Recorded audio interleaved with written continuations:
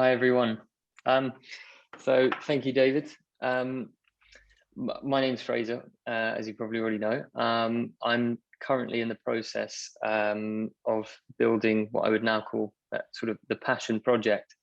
Um, my background isn't in entrepreneurship per se, but I would say that probably from the age of about 16, I've been annoying all of my family, trying to work out what the sort of $1 billion idea that I'll contribute to the world. And what I will say is that sort of some advice that I was given a long time ago is to, you know, to go fast, first you have to go slow. So for quite a long time now, I've sort of taken that on, and since been studying and working and trying to learn as much as I can, in order to put myself forward in the right sort of area, for my sort of bright idea to come. And that recently happened to me, probably within the last 18 months. And I'll just briefly explain before I roll into the idea a bit of my background and how I ended up coming up with this idea. So I shortly after I left university, I went to New York, and I worked for a large American bank. I worked in investments. I was very fortunate to have a good position, very close to one of the global heads of investments, and I worked directly with him in his strategy office. Kind of bearing in mind that I'd always had this sort of entrepreneurial mindset, or inclination to learn and pick things up and take them with me, knowing that they'd always be valuable. I decided to stay very close with him and other senior management people, and I learned as much as I could in terms of the processes, the strategy, how to control the businesses from every angle possible. I came back. I had a great time in New York, but I sadly had to come back eventually, and I began working again with someone that I'd worked with in the past. And this time, that what they wanted was just a brief period of my time to do some research for them, and that was in the drinks industry. For some time, they'd been involved. They were an investor, and they'd been involved with the project with some patented technology. And this technology, as you probably understand, you pasteurize milk so that it's safe to drink. Well, sterilization requires a higher temperature, and you wouldn't sterilize milk because it would completely ruin it. But this technology that had been developed meant that you could sterilize absolutely anything and make anything completely safe, which from a food and drinks perspective was completely revolutionary. So the technology itself is patented, but really now what it needed is a market for something that was needing to be shelf stable and sterilized at higher temperature. And there was an inclination that this might be within what you call the RTD sector. And my job for that period of time was to research this. So I got stuck in. I spent a number of months researching the markets and found that actually an incredibly fast-growing market was the cold brew coffee market.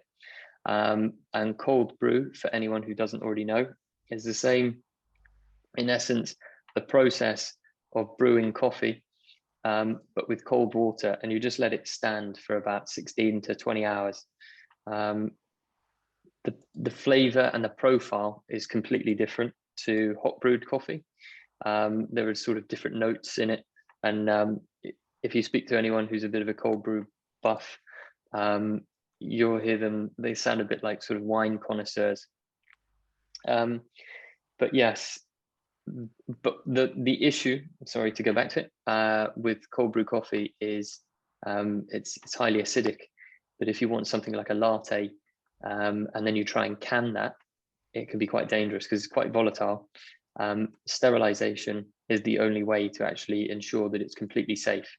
Now, there are a huge number, to say no names, of cold brew coffees out on the market that aren't sterilized and are dangerous. And there was an instance in New York where someone actually died because the coffee wasn't completely stable, and sadly someone lost their life. So this is a huge market opportunity.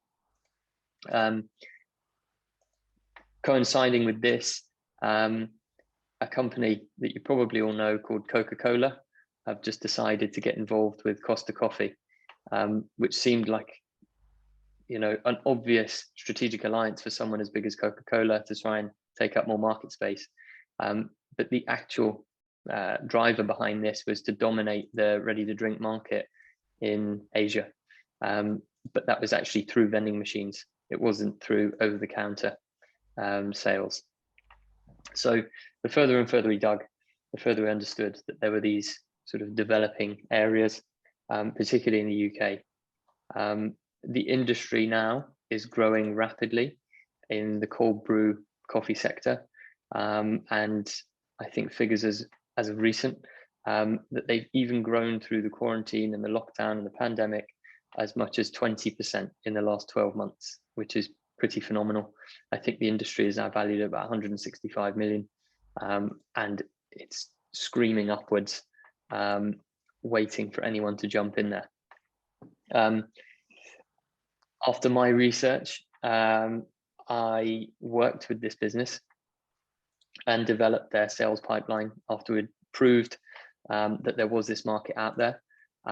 And shortly before I left, and sort of the term that I'd agreed to be there for ended, with a nice bow on it. I'd put more than 14 months worth of pipeline into their new factory that was then they could prove could be funded. And within that period, they're well above 7 figures in revenue, and growing even faster. I went back into the city, into another job, and I've just had this itch that I can't scratch. And I keep coming back to this idea. And I'd spent that many months looking at all of these businesses that were in the market competing for space, and dare I say it, critiquing them and giving them a hard time about what they could do better.